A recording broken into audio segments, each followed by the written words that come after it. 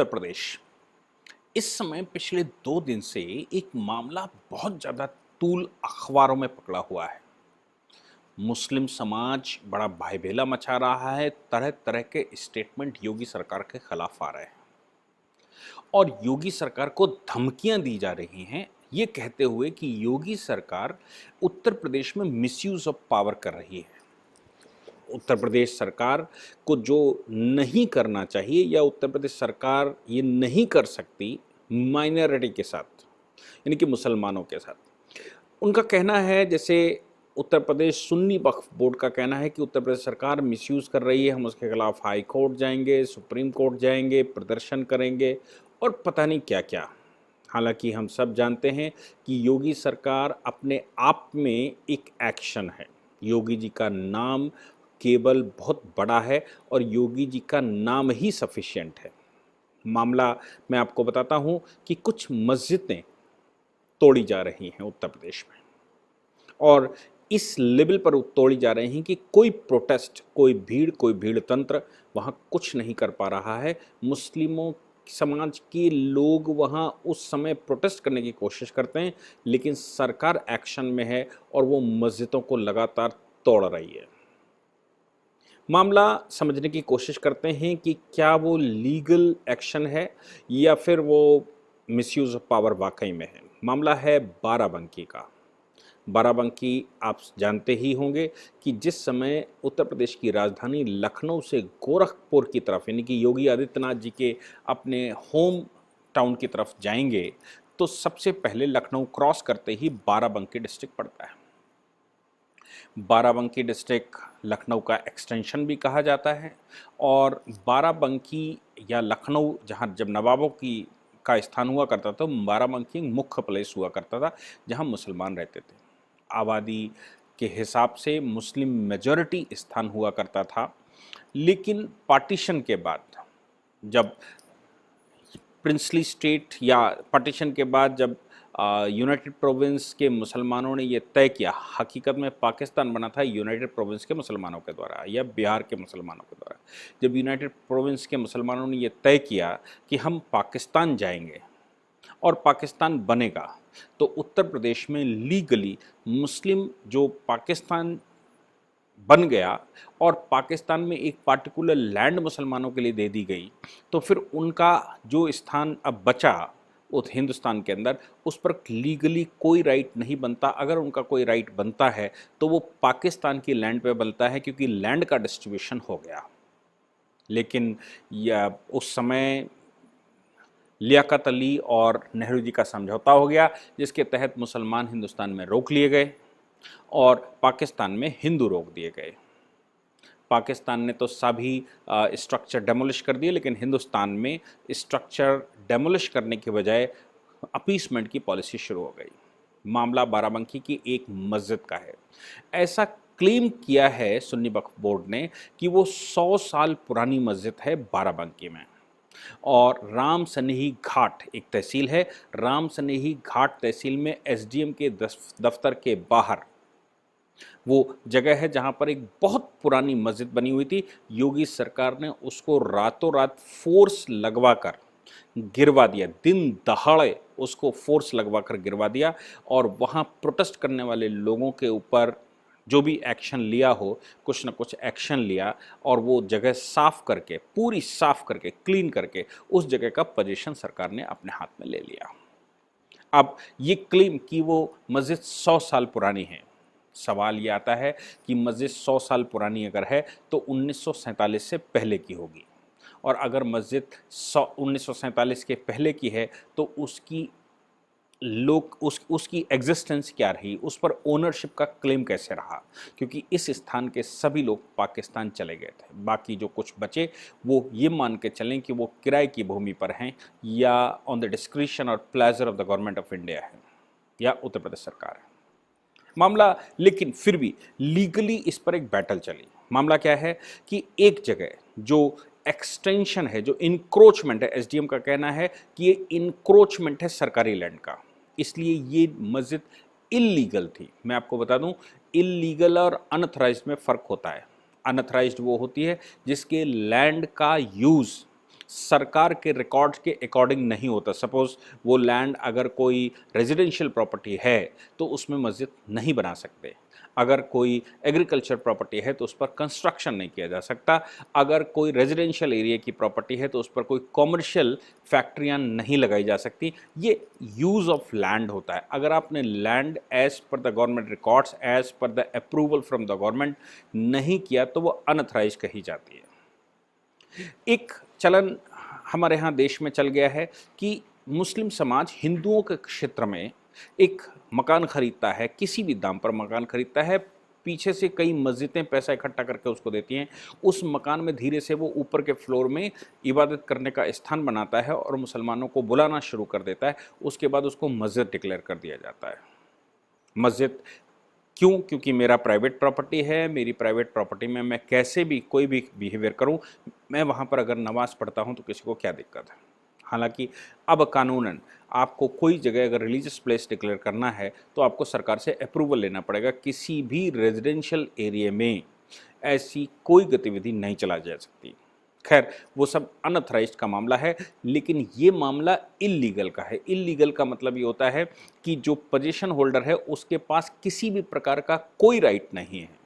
वो ज़मीन प्योर सरकारी है और सरकारी ज़मीन पर कोई भी अनऑथराइज्ड कंस्ट्रक्शन है तो वो इनक्रोचमेंट कहा जाता है। और इनक्रोचमेंट पर साफ विधियां हैं कि कोई भी सरकारी प्रॉपर्टी जो कि पब्लिक पर्पस के लिए है, उस प्रॉपर्टी पर अगर कोई भी तरह की मज़ार, मस्जिद, मंदिर, मठ, गुरुद्वारा कुछ भी बनाया गया है तो वो सब डेमोलिश किया जाता है। सरकार अपनी ज़मीन वापस ले लेती है। भले ही किसी ने रेजिडेंशियल पर्पस से उस पर झुग्गी डाल रखी हो, किसी ने घर बना रखा हो, किसी ने बहुत सारे उसका और इस्तेमाल कर रहा हो, कुछ खेतीबाड़ी कर रहा हो, वो सभी ज़मीन, पूरी की पूरी ज़मीन सरकारी ज़मीन कही जाती है और वो इल्लीगल यूज़ ऑफ प्रॉपर्टी कहा जाता है। बाराबंकी की ये मस्जिद जिसको गिराने की चर्चा लगातार चल रही है, ये मस्जिद भी कुछ ऐसी ही प्रॉपर्टी थी जिस पर एसडीएम ने पहले उनको नोटिस किया। जो पोजीशन होल्डर थे उनको नोटिस करने के बाद उनसे कहा कि आप ये सिद्ध करें कि कि ये प्रॉपर्टी की ओनरशिप आपकी बनती है। और कैसे बनती है? क्योंकि तहसीलदार का ये कहना है या एसडीएम का ये कहना है कि ये प्रॉपर्टी सरकारी प्रॉपर्टी है। उत्तर प्रदेश में एक ड्राइव चल रही है कि सरकारी प्रॉपर्टियां सभी खाली करवाई जा रही हैं, चाहे वो किसी के पोजीशन में हो, किसी पर्पज से पोजीशन में हो। अब ऐसी प्रॉपर्टी पर जो पोजीशन होल्डर था उसने कुछ रेजिडेंशियल एरिया बना रखा था, यानी कि एक बीच में पहले जो जैसा कि जनरली होता है, आपने ध्यान दिया हो कि पहले सरकारी ज़मीन पर एक गुम्मद लगाया जाता है, फिर एक मज़ार बनाई जाती है, फिर मज़ार बनाकर उस पर कुछ अगरबत्तियां लगाई जाती हैं, अगरबत्तियां लगाकर उसका पक्का कंस्ट्रक्शन किया जाता है, फिर उसके बगल में एक झोपड़ी डाली जाती है, फिर उस पर एक टीन शेड डालेंगे, फिर उसके बगल में एक मस्जिद बना लेंगे और मस्जिद बनाने के साथ साथ उस के बगल में एक रेजिडेंशियल एरिया बना लेंगे जहाँ पर वो रहने लगेंगे। अब सरकार की जिम्मेवारियां बनती हैं कि सरकार ऐसा न करने दे, सरकारी कर्मचारी ऐसा न करने दे।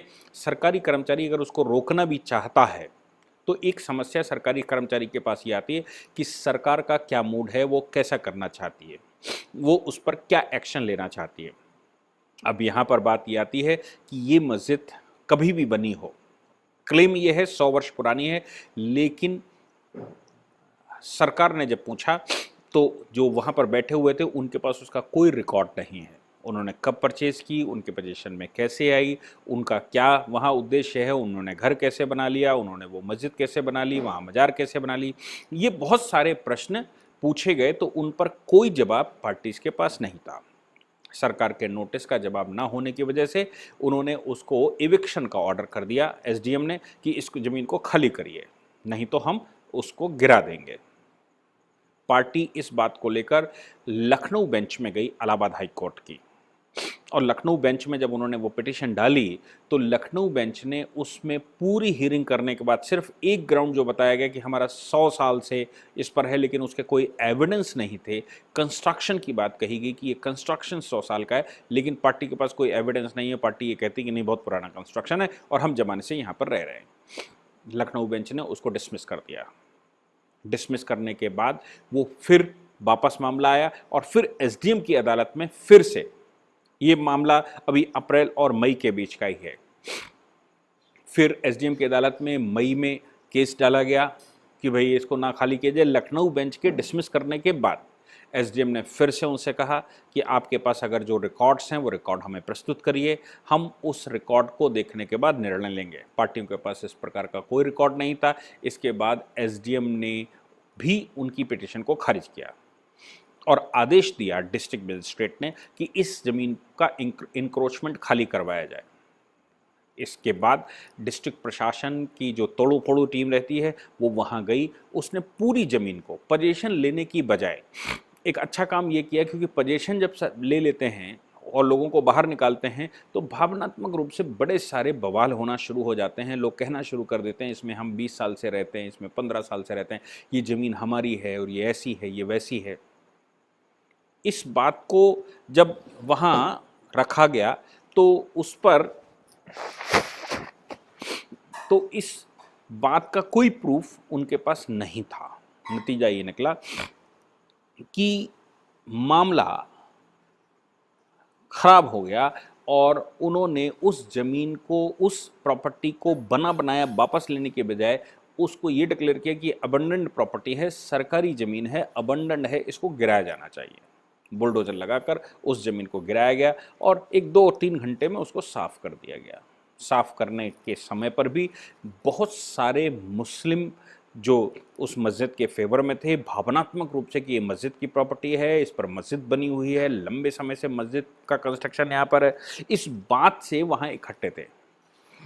लेकिन प्रशासन तो प्रशासन होता है और योगी सरकार तो एक्शन में है, इसलिए वहाँ एक्शन लेते हुए, इन भीड़ को एक्शन लेते हुए भी, उसके खिलाफ एक्शन लेते हुए उस प्रॉपर्टी को साफ कर दिया गया। अब सुन्नी वक्फ बोर्ड की बात समझिए।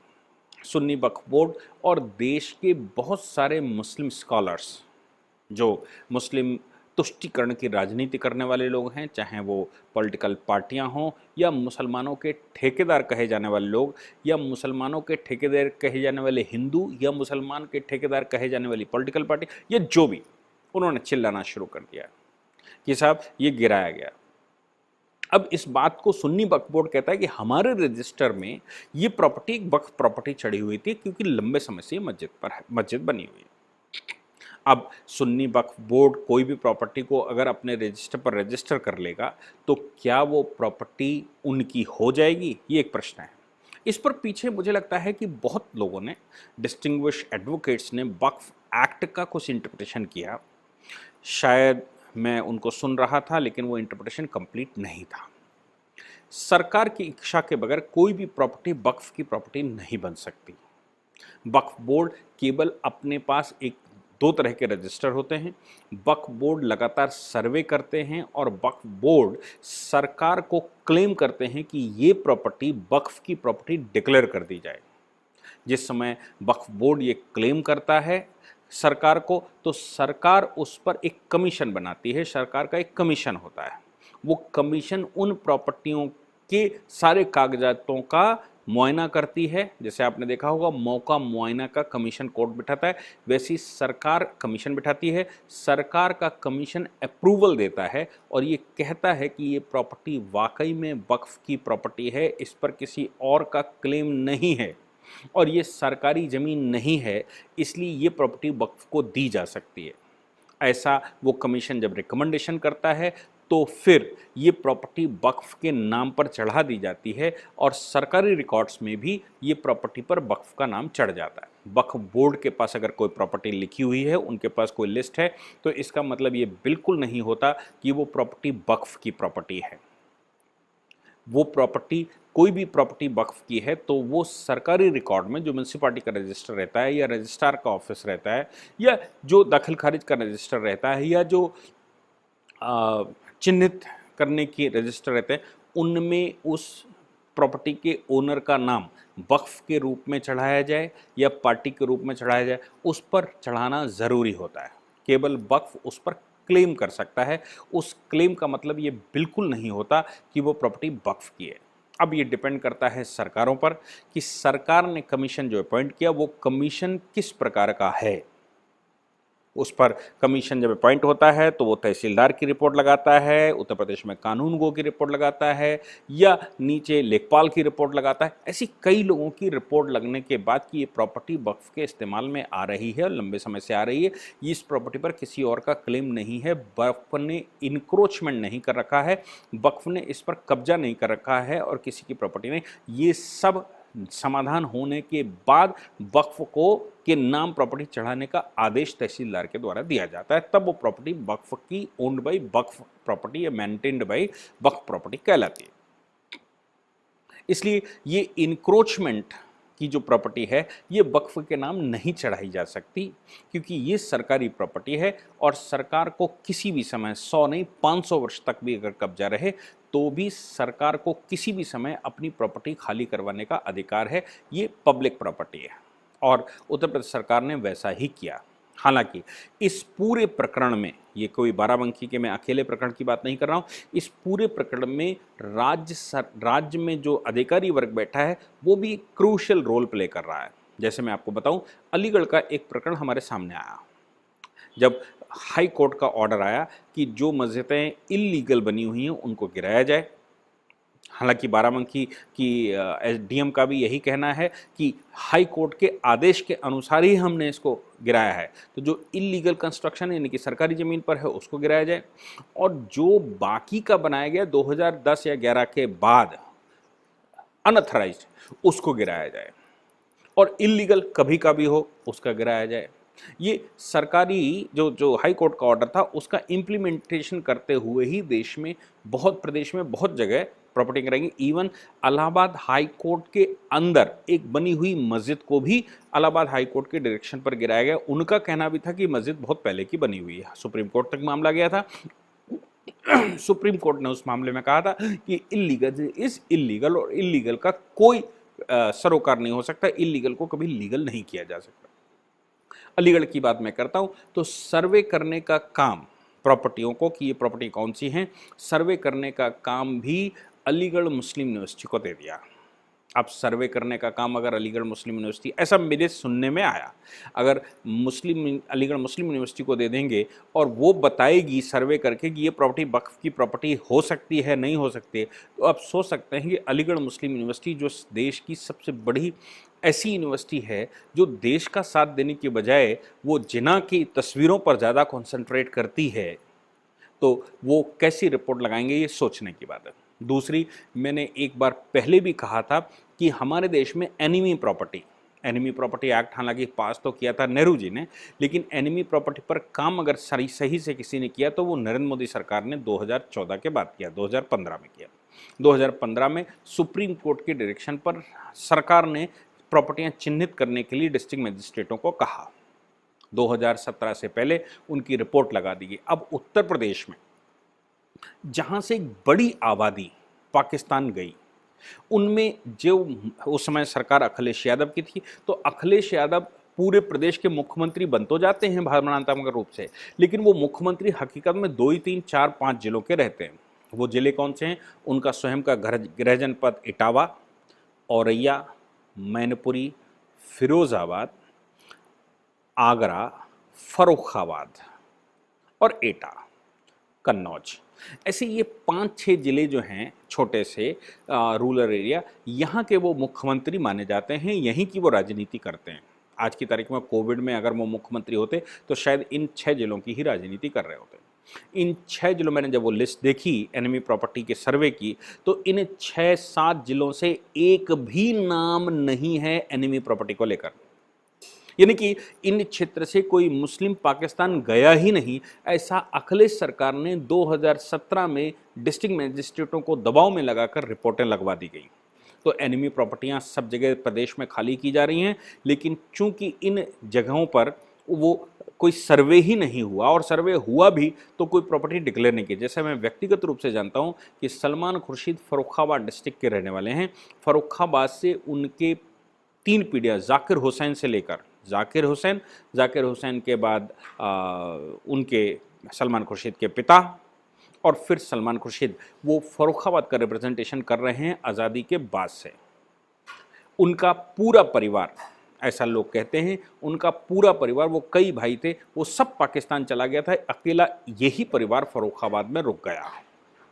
लेकिन उनके परिवार की जो प्रॉपर्टियां हैं वो प्रॉपर्टियां आज भी एनिमी प्रॉपर्टी की लिस्ट में नहीं है, वो 1 इंच भी एनिमी प्रॉपर्टी की लिस्ट में नहीं है। ये उत्तर प्रदेश में आज योगी सरकार को मुझे लगता है इन सर्वे को दोबारा करवाने की आवश्यकता है। उत्तर प्रदेश में मैं निश्चित रूप से कह सकता हूं कि पाकिस्तान में जो मुहाजिर या मुजाहिर कहा जाता है वो 90% उत्तर प्रदेश और बिहार का है। तो उत्तर प्रदेश बिहार वालों ने ही चूंकि पाकिस्तान बनाया था, इसलिए उत्तर प्रदेश मुस्लिम जब वह यहाँ से गया तो वो सारी प्रॉपर्टी यहाँ छोड़कर गया और वो प्रॉपर्टी उसको वहाँ मिली, वो प्रॉपर्टी भी उसने ले ली और उत्तर प्रदेश में भी वो अपने परिवार के 10 भाइयों 9 भाई वहाँ चले गए, एक भाई को बाकी प्रॉपर्टी देकर चला गया। अब एक भाई उस प्रॉपर्टी पर बैठ गया, इसलिए वो बाकी 9 भाइयों की जो प्रॉपर्टी है वो प्रॉपर्टी एनिमी प्रॉपर्टी डिक्लेयर होनी चाहिए, वो प्रॉपर्टी सरकार को दोबारा वापस मिलनी चाहिए। उत्तर प्रदेश में मंदिरों का सर्वे होना चाहिए, जो मंदिर छोड़कर चले गए पाकिस्तान, वो जो मंदिर यहाँ पर बने हुए थे अब वो मुस्लिम एरिया बनते जा रहे हैं, मुसलमान उसमें बैठते जा रहे हैं, तो उन मंदिरों का संरक्षण राज्य सरकार को स्वयं अपने हाथ में लेना चाहिए। जैसे कानपुर की बात करें तो चमनगंज, बेकनगंज और वो जो एरिया है उसमें ऐसा मानना है कि 100 से ऊपर मंदिर हैं जिन मंदिरों को कब्जा करके मुसलमानों ने रखा हुआ, जो सरकारी प्रॉपर्टी हो सकती है या सरकारी प्रॉपर्टी है। ऐसी प्रॉपर्टियों को सरकार कैसे कब्जे में लेगी, इसके लिए पुनः सर्वे करवाने की आवश्यकता है और देश के लोगों से, प्रदेश के लोगों से उसका डेटा मांगने की ज़रूरत है, क्योंकि सरकारी कर्मचारी से ज़्यादा लोकलाइट जानते हैं कि कितने मंदिर कहाँ पर बने हुए हैं। उसका एक पेंडोरम खोला जाना चाहिए, लोग क्लेम करें, उसकी सूचना दें, सूचना के आधार पर सर्वे हो और सर्वे के आधार पर वो ज़मीनें खाली हों। हालांकि उत्तर प्रदेश सरकार को जितनी सूचना होगी, सरकारी कर्मचारी जितना कर रहा होगा, उसके अनुसार उत्तर प्रदेश सरकार एक्शन ले रही है। लेकिन मेरा मानना है कि सरकारी कर्मचारी कभी भी अपनी तरफ से इनिशिएट नहीं करता और चूंकि वो अपनी तरफ से इनिशिएट नहीं करता, इसलिए अभी भी 90% प्रॉपर्टियां इंक्रोचमेंट या तो मज़ारों की इंक्रोचमेंट में हैं या फिर मस्जिदों की इंक्रोचमेंट में हैं या मठों गुरुद्वारों के इंक्रोचमेंट में हैं। ये प्रॉपर्टियां सभी खाली होनी चाहिए और सरकार के कब्जे में जानी चाहिए ताकि इनका पब्लिक यूज़ हो सके। जो लोग ये क्लेम करने वाले हैं कि उनको हॉस्पिटल चाहिए, इन मस्जिदों में मस्जिदें जो इंक्रोच करके रखी गई हैं, यहाँ पर मोहल्ला क्लिनिक टाइप क्लिनिक बनाई जा सकती है, प्राइमरी हेल्थ सेंटर बनाए जा सकते हैं और बहुत कुछ हो सकता है। मुझे लगता है कि उत्तर प्रदेश सरकार जिस प्रकार से एक्शन में है और उसकी अगर थोड़ा सा मेंटली उसको सजेस्ट किया जाए और वो इस पर एक्शन लेना शुरू करे तो ये बहुत बड़ा काम हो सकता है। Thank you very much.